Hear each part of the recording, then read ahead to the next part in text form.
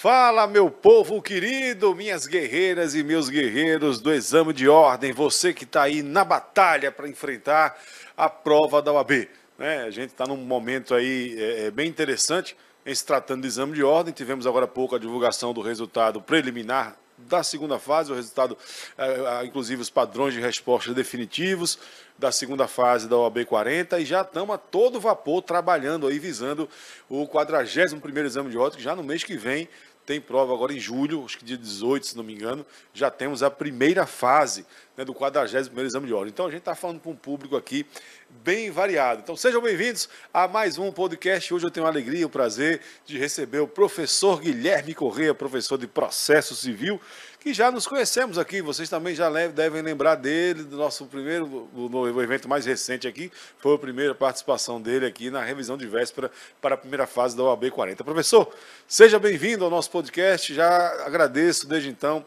a aceitação que o senhor deu aí ao nosso convite. Seja bem-vindo. Boa tarde, pessoal. Tudo bem? Tudo tranquilo? Boa tarde, Jofre. É um grande prazer estar aqui, revê-lo, né? A gente, como você adiantou ali, a gente se conheceu na revisão do exame 40 e estamos com tudo aí para o exame 41, cumprimentando aí os nossos alunos. Eu brinco que são quase ex-alunos, né? Quase colegas advogados, e quando vem estudar com a gente aqui, é um rito de passagem para logo já estar advogando aí pelo Brasil todo. Eu sempre brinco com isso também. Eu digo, olha, essa é a última vez que eu estou lhe vendo. Vi que você vai me ver também. Agora você vai me ver mais na frente, sei lá, uma entrevista aí sobre o mercado de trabalho, sobre uma nova legislação, não é? Sobre alguma alteração numa lei, enfim. Já você como advogado, se Deus quiser, você como aluno de OAB, eu não quero não. Agora já saia logo, seja aprovado e vá seguir seu caminho. O professor Guilherme Corrêa, ele é professor de Direito Processual Civil, mestre e bacharel em Direito pela UFPR, Universidade Federal do Paraná, e membro do Instituto Brasileiro de Direito Processual, além de ser advogado atuante. Professor, fale um pouquinho da sua experiência de vida, como é que o senhor chegou, como é que o senhor foi, digamos assim, cooptado, fisgado pelo direito, né, por essa ciência fantástica, é um ramo, eu sou jornalista, não sou advogado, mas eu acho o direito algo fantástico, é sedutor, é gostoso de você estudar, é palatável, cada descoberta, cada dia você vai, e é bom porque, para mim, é um ramo, uma área de atuação que você tem que estudar todo dia. Então, todo dia você aprende coisa nova. E como é que o senhor acabou sendo assim, digamos assim, preso, né, por esse bichinho aí do direito e resolveu seguir essa carreira? Então vamos lá, Jof, vamos ouvir história então. A história. Vamos. O objetivo do nosso podcast hoje é isso, é informal mesmo, é um bate-papo que a gente faz sempre com os professores que estão ingressando aqui na nossa família, no nosso time do SES, para contar histórias de vida, vivências de vida que certamente toca o nosso público e diz, poxa, eu posso também fazer isso pode acontecer comigo, isso foi uma coisa tão pequena, foi tão decisiva para ele, eu estou preocupado aqui com outra coisa que eu também posso mudar de caminho, enfim. É essa vivência que a gente quer mesmo, é contar a história para que os outros se inspirem e construam suas próprias histórias. É isso aí. Então vamos lá, vamos começar pelo começo, né? Como diz o ditado. Meu pai sempre me dizia que eu devia fazer direito. Ele sempre falava, não tinha ninguém na área do direito na nossa família, mas ele sempre falava, você é muito briguento, você é muito contestador, mas você gosta de estudar. E um bom profissional do direito, ele sempre ouviu dizer isso, tinha que estudar. Mas eu nunca quis, eu nunca tive vontade. Eu sempre gostei muito de matéria, matemática, física, química, colégio. Eu sempre ia muito bem nessas disciplinas. Então eu sempre fui me encaminhando para a área das exatas e não deu outra. Eu fiz um vestibular para engenharia e iniciei um curso de engenharia lá na Federal de Santa Catarina. Mudei, saí de casa, saí de Curitiba, fui para Florianópolis. Era o meu sonho morar lá, era o meu sonho estudar lá. Quando em 6 meses de aula eu já percebi que aquele não era o meu lugar, eu estava completamente perdido, eu não sabia o que fazia lá. Aí um dia eu liguei pro meu pai e falei, pai, seguinte, eu vou largar o curso. Aí ele assim, não filho, tranca. Eu falei, não vou trancar não, eu vou abandonar, porque se eu trancar é capaz de eu querer voltar, e eu não gosto disso. E aí antes de abandonar, ele falou, claro, volta para casa, estuda de volta e faz vestibular para outra coisa. E aí eu nunca me esqueço que quando eu larguei o curso lá na Universidade de Santa Catarina, o campus era muito grande, então tinha blocos de vários cursos, E eu entrei numa aula de direito. Falei, deixa eu ver como é que é uma aula de direito. E entrei numa aula de direito penal, eu nunca me esqueço, né? Hoje eu não gosto de direito penal, mas o direito penal é uma área cativante, né? Sim, O professor sim. na época contava um caso, acho que era de um júri, eu não me lembro direito, mas eu sei que eu fiquei meio vidrado ouvindo aquela história e falei, pô, quem sabe eu vou fazer direito. E aí voltei para Curitiba.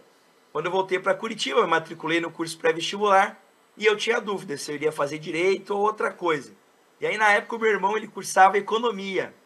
E muita gente dizia que a administração era um curso legal. Eu falei, olha, eu estou na dúvida entre direito e administração. E aí o meu irmão, eles tinham uma rixa, né, o pessoal da economia com a administração. E Aham. não, administração é curso de cara que não sabe o que é da vida e não sei o quê. Aquele preconceito bobo, Aqui né? também tem isso, viu? O cara não sabe o que fazer, faz administração. Tem isso também.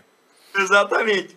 Aí eu falei, então eu vou fazer direito. Me matriculei no vestibular de direito da Universidade Federal e acabou que fui aprovado. E aí, muito engraçado, quando eu entrei no curso, achei o curso completamente diferente do curso de engenharia, um curso que exigia muita leitura, muita reflexão, coisa que eu não estava acostumado, né? Meu pensamento era um pensamento muito mais objetivo, cartesiano, quadradinho.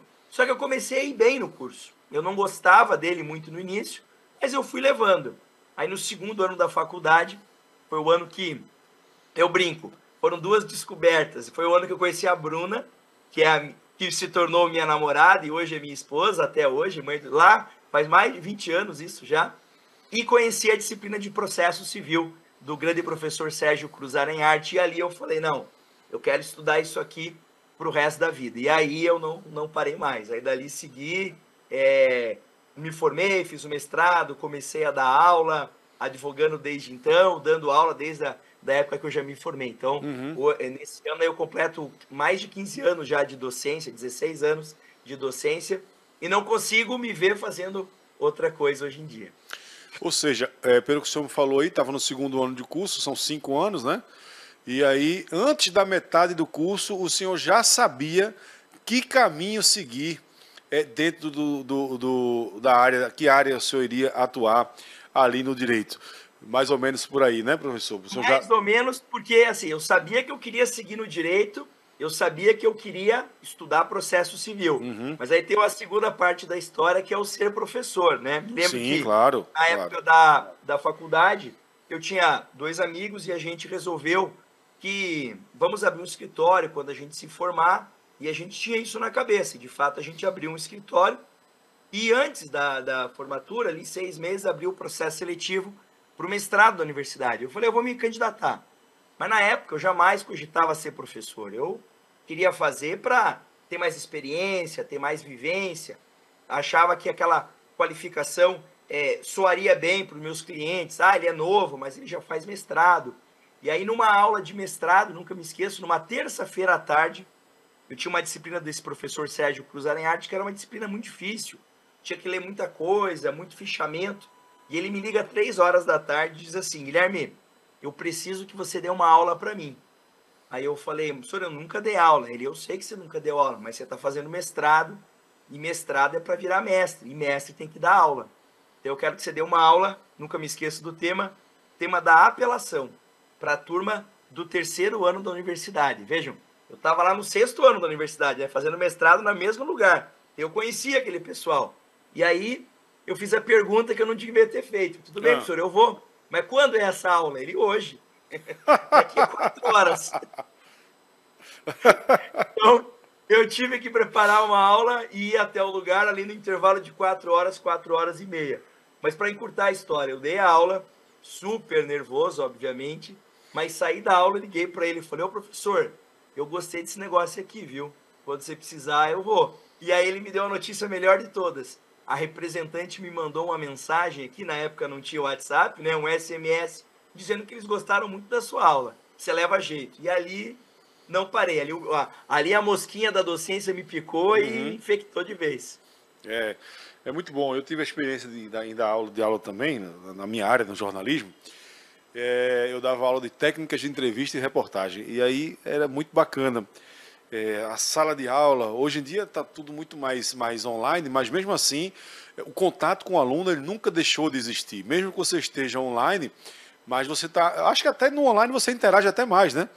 Do que, às vezes, numa aula, tem 30, 40 alunos numa sala, tem aquele mais tímido que está lá no fundo, aí você não conversa muito com ele. E aí o online hoje veio também para facilitar isso daí e você continua com o contato. Eu acho que é o mais fascinante do magistério, para mim, na minha visão, é isso. Porque você termina aprendendo também, né? E é como diria Guimarães Rosa, mestre não é quem ensina simplesmente, é quem de repente aprende. E é um processo de aprendizado, de troca de saberes, e que a gente sempre sai maior e sai melhor, né, professor? Não sei se o senhor tem também essa sensação. Eu tenho, assim, eu até brinco que parece clichê, né? Mas nesses 16 anos de docência, eu sempre digo que eu mais aprendi do que ensinei. E hoje, eu acho que quanto mais passa o tempo, isso se torna muito mais verdade. Porque você acaba dando aula de uma disciplina que é a mesma, que ela evolui um pouco ao longo dos anos, mas o que você ensina acaba sendo sempre, quase que sempre a mesma coisa, a mesma receitinha, com um tempero a mais ou não. Mas o que você aprende com a história de vida de cada aluno, principalmente com a transformação na vida de cada aluno, né? Isso que eu acho muito interessante, né? Eu recebo muita mensagem no meu Instagram, lá no meu canal do YouTube também, né? Que eu brinco que a minha sala de aula ela sempre vai aumentando por causa desse canal. E eu recebo muita mensagem bacana, assim, e mensagem do tipo assim, professor, eu não tinha entendido nada dessa matéria, mas eu assisti tua aula em 8 minutos, pô, parece que acenderam uma luz na minha cabeça e eu comecei a entender. Pô, é muito satisfatório você ver que com um trabalho teu, que você não tinha como é que eu posso dizer? Você não tinha essa pretensão de mudar tanto a vida da pessoa, mas isso acaba gerando, né? Eu brinco que é um efeito colateral excelente da docência, você mudar a vida da pessoa, né? Porque, obviamente, que mudar a vida da pessoa, transformar a vida da pessoa, são vários fatores, né? A Sim. docência é um tijolinho ali, mas saber que contribuiu, com certeza é muito gratificante. Eu acho que você trocar experiência de vida é fundamental. E aquilo ali tem que fazer parte da vivência de sala de aula ou de um curso ou de um ensinamento que você está passando. Tem que sair apenas do livro, tem que ir além. Eu me recordo sempre que eu dizia para os meus alunos, quando comecei no jornalismo, estagiava numa emissora de rádio bem forte que tem aqui em Recife, né, onde eu moro, e ainda é uma rádio muito forte hoje no jornalismo e tal. E eu era estagiário e eu estava indo entrevistar ninguém menos do que Ney Matogrosso. Então eu comecei a estagiar, acho que no segundo ou terceiro período, devia estar no quarto período, era bem jovem, né? Estava muito nervoso e todo mundo falava que é muito difícil entrevistar Ney Matogrosso. Primeiro porque ele é muito inteligente, então você tem que ter muito cuidado com o que você vai perguntar para ele, para você não perguntar bobagem. E segundo que diziam, né, que ele não tinha esses humores lá dos melhores. E eu, nervosíssimo, porque ele ia fazer um show grande na cidade, mas aí eu fiquei naquela, eu não posso fazer perguntas sobre o show, porque isso aí já está nos jornais, eu não posso fazer perguntas sobre o último álbum dele, porque ele vai dizer que tá lá, só é escutar, pega um encarte, e eu fui muito medroso. E tinha um quadro nessa emissora de rádio que chamava-se Fazendo História. Era uma vinhetinha de 30 segundos que se colocava uma voz de alguém famoso que falou uma frase interessante. Tinha lá um ex-presidente da República que dizia assim, eu fiz isso, aquilo, outro, enfim. E nesse dia que eu estava indo para me encontrar com o Ney Matogrosso, saiu lá um Fazendo História, justamente ele, falando um trechinho lá, uns 10 segundos, quando ele era garoto, eu nunca imaginei isso, ele morou em Recife, num bairro bem popular que tem aqui, um dos maiores, que é o bairro de Casa Amarela. E ele disse que o maior medo que ele tinha em Casa Amarela era medo do Papa Figo, que é uma figura folclórica aqui, que roubava o fígado das crianças, enfim, roubava as crianças para tirar o fígado. Chama-se Papa Figo, aqui no Nordeste, uma lenda aqui no Nordeste, não sei se tem em outros estados do Brasil. Aí, quando eu me sentei na frente dele no Mato Grosso, ele chegou muito sério, olhou para mim e disse, olha, se você quiser saber sobre o show, tudo aquilo que eu pensei, já está tudo aí nos jornais, os horários, tudo. Se você quiser, o meu assessor já passa para você até as músicas que eu vou tocar. Aí eu disse, não, eu vim aqui para conversar com o Ney Matogrosso, não apenas o cantor Ney Matogrosso. Aí ele já... gostei. O que é que você quer saber? Eu disse, eu sei que o senhor morou aqui em Casa Amarela. Só pare com isso de me chamar de senhor. Eu disse, não, tá certo. Você morou aqui em Casa Amarela e morria de medo do Papa Figo. Que história é essa? Pronto. Aí ele deu uma risada, chamou alguém lá, mandou trazer um chá para ele, um refrigerante para mim, e passamos 2 horas ali agradabilíssimas. E depois eu perguntei do show, perguntei que horas ia começar o show, quais eram as músicas que ele ia tocar no show, e ele respondeu tudo sorrindo, de bom grado. Quer dizer, um detalhe ali, uma vivência, não é que se você puder contar isso, aí o que é que eu falo? Você tem que sair um pouquinho da caixa. No direito, eu acho que tem muito isso também. Você não pode se ater apenas à lei seca, à frieza que está ali no papel. Existem interpretações e aí cabe também as vivências que são trocadas e que podem despertar para essas interpretações. Ou eu falei bobagem, professor? Não, você tá cobertíssimo de razão. Inclusive, eu nas minhas aulas, eu sempre costumo dizer, né? Você tá ali 1h15, 1h30 com um aluno para ficar passando só conteúdo, não há santo que aguente, né? Eu Não, brinco é. que nem seriado do Netflix, que é emoção, o episódio tem mais de 45 minutos, imagine uma aula. Então é óbvio que tem que ter essa quebra. E essa quebra, quando você traz vivência, você traz as tuas experiências pessoais, e não só pessoais, profissionais, da vida, né? Eu costumo aqui no estúdio aqui que eu monto aqui em casa para as minhas aulas, até me brincaram comigo, mas você deixa essas fotos aí dos teus filhos, da tua esposa, o robozinho, os alunos vêm, claro, para eles saberem que a gente é de carne e osso, né? Que a gente Justo. tem alguém por trás, né? Eu brinco com os meus alunos, às vezes eles falam assim, ai, professor, hoje a aula, assim, para mim tá pesada, eu não queria estar muito aqui, eu queria estar em casa com o meu namorado, Aí eu falo, eu também queria estar com a minha esposa, mas já que a gente está aqui, vamos fazer o Vamos melhor. fazer o Isso, melhor. E é o que eu sempre digo, ó. Eu também né? queria estar lá no meu sítio, andando no meu cavalo, mas já que eu estou aqui, vamos fazer. Vamos Exatamente. tentar Já ter que o eu vou mesmo ter que prazer que a ficar, gente né? teria se estivesse lá, né? Exatamente, exatamente.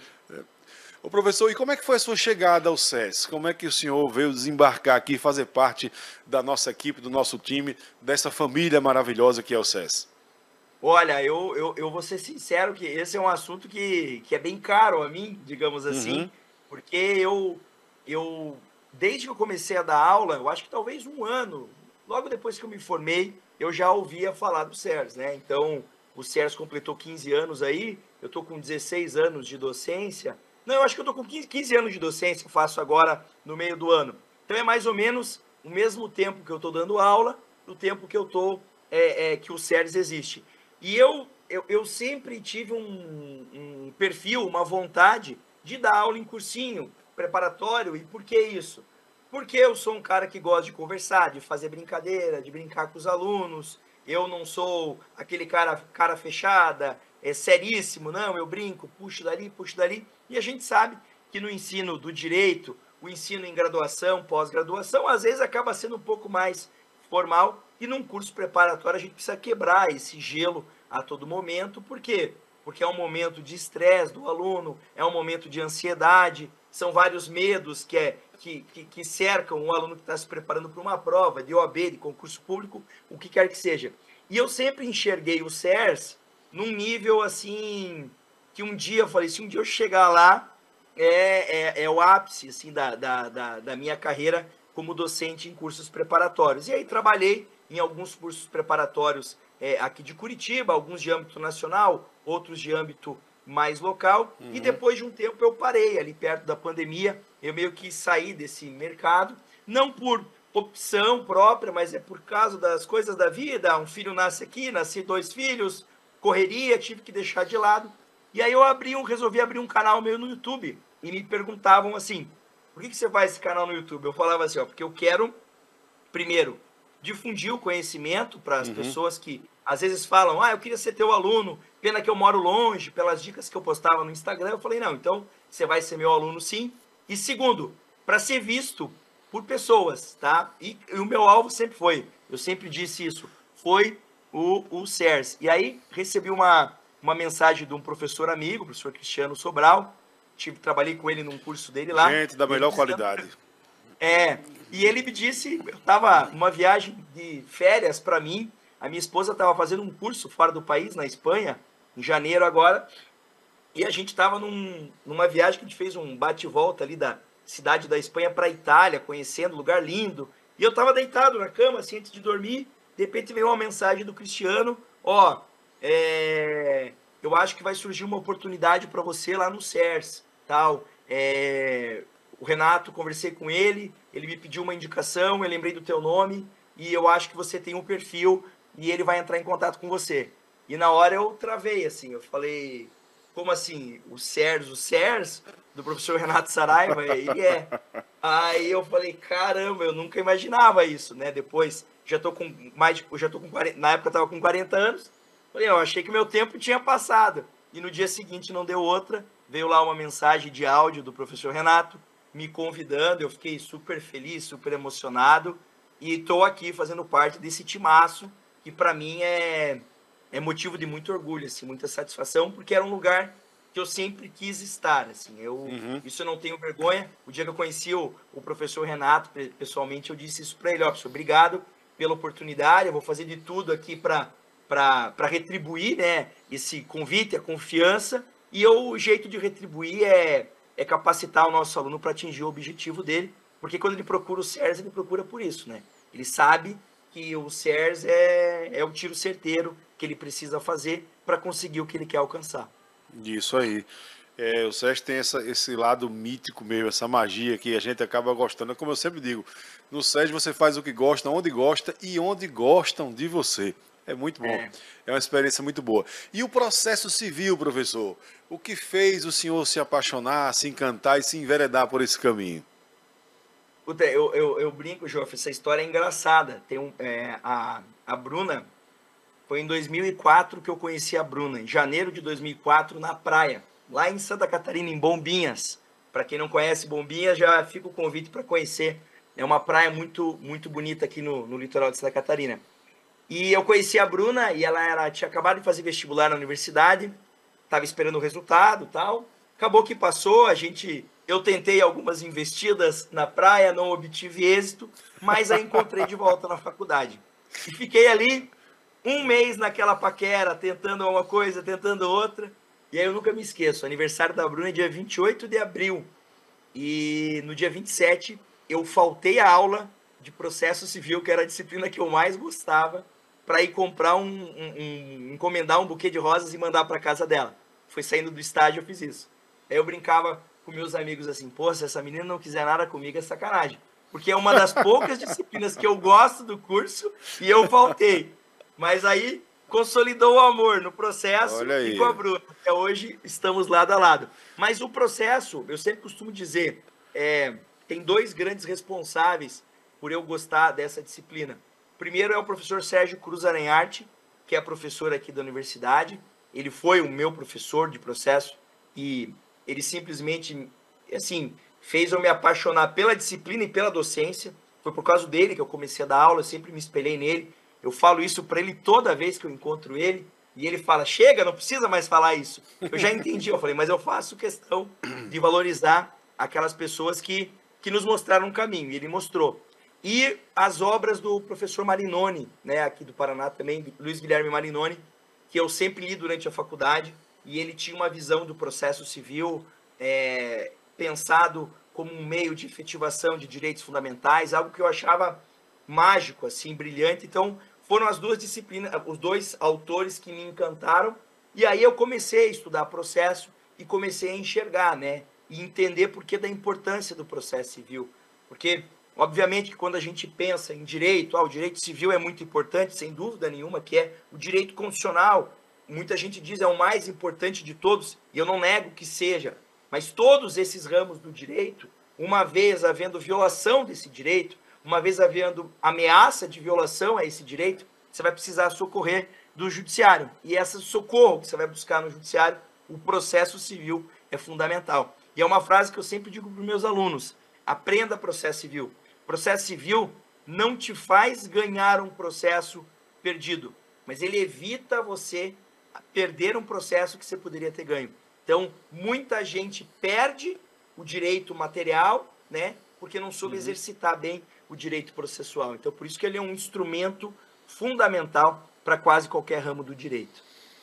E essa questão de trabalhar com a preparação para o exame de ordem, né? A gente quando você estava na faculdade, lógico, encantou-se ali quis seguir a carreira do magistério. Mas o que levou o senhor a se dedicar especificamente a essa questão da preparação para a prova da OAB?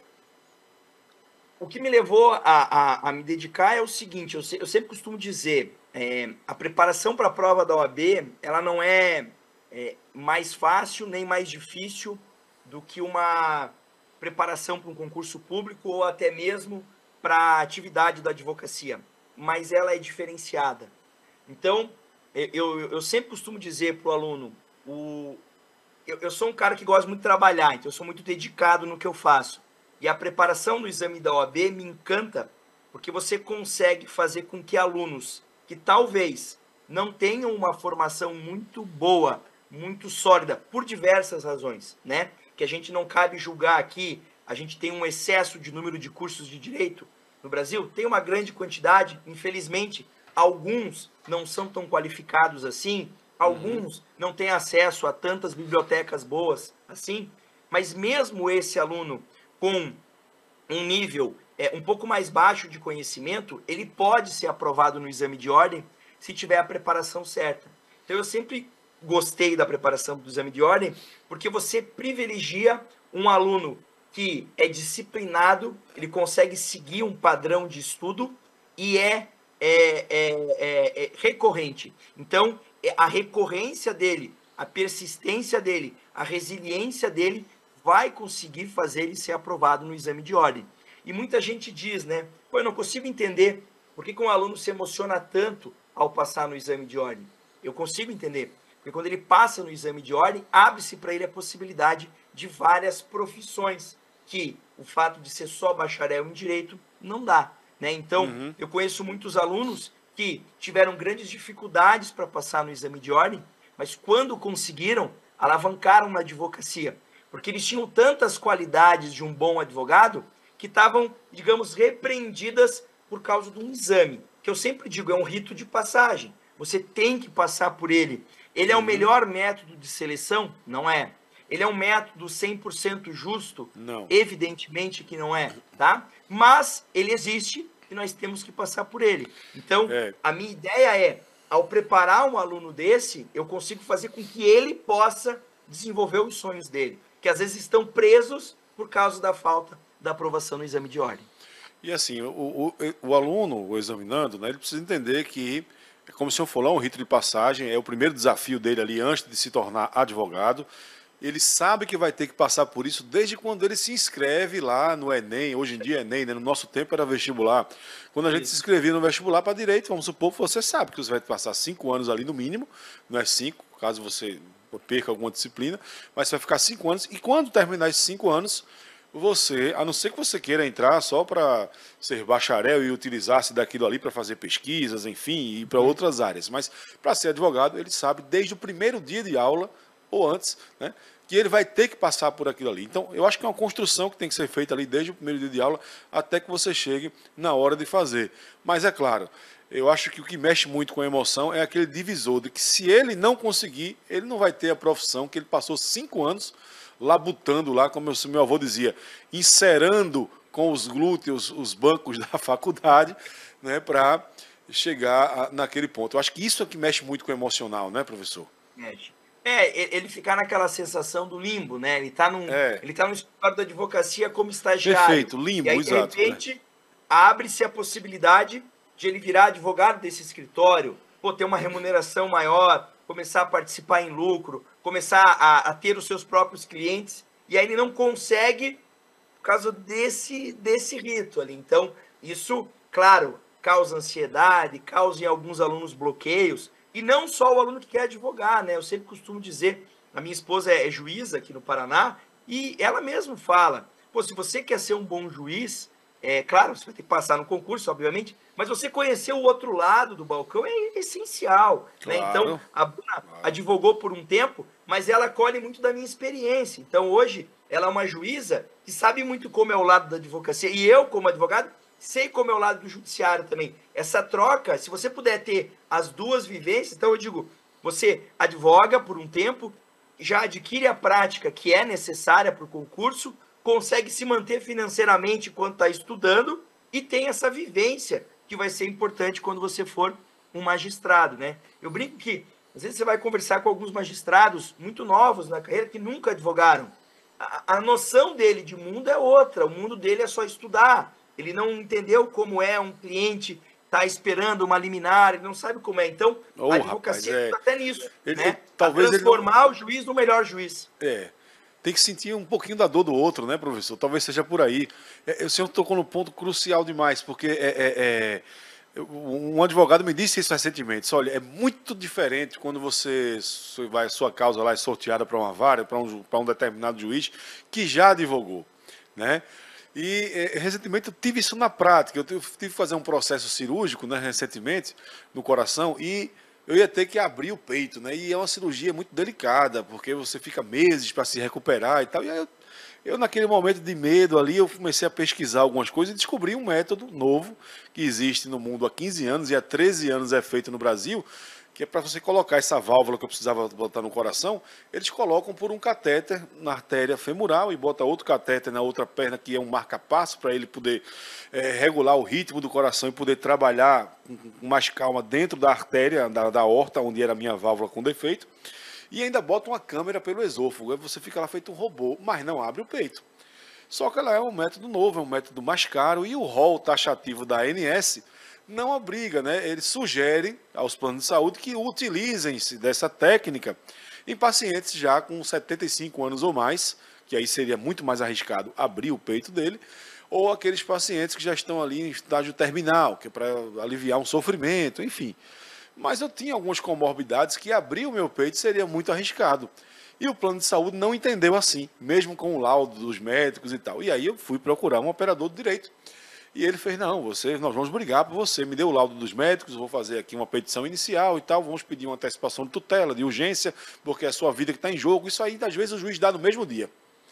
E ele colocou lá, numa sexta-feira pela manhã, e eu, muito ansioso, passei o fim de semana ali, ó, consultar processo, passou sábado, domingo, segunda, terça, quarta, na quinta da outra semana, nada. Aí eu perguntei para ele, o advogado, olha, não seria bom ir lá, não? Ele disse, olha, eu posso ir lá, mas hoje não posso, eu só posso ir amanhã. Eu não posso esperar para amanhã, não, eu vou lá eu mesmo. Eu posso ir como parte? Disse, olha, não é comum, mas você pode ir lá. O fórum é um prédio público, o juiz é um servidor público. Você chega lá, fala com a secretária dele, diz que quer falar com ele. Eu prontamente botei uma calça, uma camisa mais bonitinha e parti para o fórum. E cheguei lá, me identifiquei, olha, eu quero falar com o doutor fulano aqui, dessa causa minha e tal. Aí só marcou hora com ele, alguma coisa assim. Não, mas eu sou um cidadão, eu pago meus impostos, inclusive essa causa aqui eu estou pagando, porque eu não tive direito. Aliás, eu nem cogitei a justiça gratuita, porque eu posso pagar, graças a Deus, então eu achei por bem. Até a minha advogada disse, não, vamos pedir aqui, se colar colou. Eu digo, não, eu vou pagar as custas, não tem problema nenhum. Então eu acho que eu tenho o direito do juiz me despachar, de conversar comigo, porque é a minha vida que está aqui em jogo. E ele vai fazer uma semana e não saiu nada dessa liminar. E ela foi lá e o camarada voltou até sorrindo um pouco. Eu não costumo receber visita das partes, só dos advogados. Cadê seu advogado, rapaz? Só ele está fora do estado, só vem amanhã, mas eu queria muito falar com o senhor, porque o meu problema é grave, eu estou aqui lutando pela minha vida, eu não estou pedindo isso aqui porque é mais confortável, é porque é a minha vida que está em jogo. E o senhor pode facilitar muito a minha vida, salvar a minha vida me dando esse documento. Mesmo que o senhor negue, eu vou agravar, vou para a segunda instância. Mas o meu processo vai andar, eu estou com esperança de conseguir fazer a minha cirurgia. Por favor, doutor, analise aí, veja o que o senhor pode fazer, porque me disseram que é uma coisa rápida e já vai fazer uma semana. Ele, vá para casa que eu vou ver isso, porque a minha servidora aqui estava grávida e não sei o quê. Enfim, aí nesse mesmo dia, ele foi lá e saiu lá, liminar, não exatamente como eu queria, mas saiu, deu certo, eu me operei. E aí eu fui pesquisar o nome do camarada e descobri, ele era advogado. Ele advogou muitos anos. E aí foi quando eu falei com o advogado, eu fiz, rapaz, quando o juiz é advogado, ele sente um pouquinho a dor da outra parte, porque ele sabe a necessidade que você teve de buscar um advogado, e ele sabe também as dores que o advogado passa para defender o seu cliente. E aí, mesmo assim, é importante o exame de ordem, é importante essa vivência na advocacia, que acaba facilitando, né? Para você. Eu tenho uma irmã, por exemplo, que é delegada de polícia. Ela fez direito pensando nisso, mas fez questão de 1 ano ou 2 ela ter aquela prática jurídica de escritório mesmo e tal, para poder depois fazer o concurso dela. Ou seja, é importante não só para advogar, né, professor? Sem dúvida. É um passo, eu sempre digo, é uma experiência é uma possibilidade de fonte de renda, e para quem quer um concurso público, para alguns concursos é um requisito essa prática. Então, Isso. é o melhor jeito de todos de conseguir essa prática. Mas eu vejo, Jofre, que você mesmo sendo jornalista, ó, tá manjando de processo. Você falou em tutela provisória de urgência, falou que ia agravar a decisão, ó, tá sabendo. Olha, eu estou cercado pelos melhores, né? Então não posso dar vacilo. Eu tenho que estar antenado, né? Para poder, lógico, eu não vou saber debater com os senhores, mas pelo menos para tornar a conversa mais agradável. Professor, olha, está chegando aqui o nosso tempo. Eu queria que o senhor ficasse à vontade para suas considerações finais, mas de antemão, eu lhe agradeço imensamente por o senhor ter dedicado aí o que o senhor tem de mais valioso, o seu tempo e o seu conhecimento, e ter dado isso gratuitamente para a gente aqui, com muita generosidade, e ter atendido o nosso convite e participar aqui do nosso bate-papo. Muito obrigado, viu? Imagina, eu que agradeço o convite novamente, e para mim não é nenhum sacrifício, nenhum esforço, porque o professor que não dá tempo para os seus alunos não devia ser professor, né? Ele escolheu a profissão errada. E agradecer a você, Jofre, toda a equipe do SERS aí, o pessoal, os nossos alunos, eles acabam vendo a gente, né? Os professores, eventualmente o Jofre, o professor Renato, mas não vê o bastidor, né? Então eu tive o privilégio de conhecer todo o bastidor do SERS, e é impressionante a acolhida que eu recebi. O pessoal é muito gente fina, e aí eu entendo por que o SERS emana essa energia tão boa de todo mundo querer vir para cá, que realmente é um ambiente muito legal de trabalhar, sem dúvida nenhuma. Valeu então, professor. Grande abraço para o senhor. Espero que a próxima revisão de véspera a gente possa ter novamente aquele contato fraterno bacana que a gente teve no nosso último encontro. Um abraço para o senhor. Até a próxima, viu? Se Deus quiser. Obrigado mais uma vez.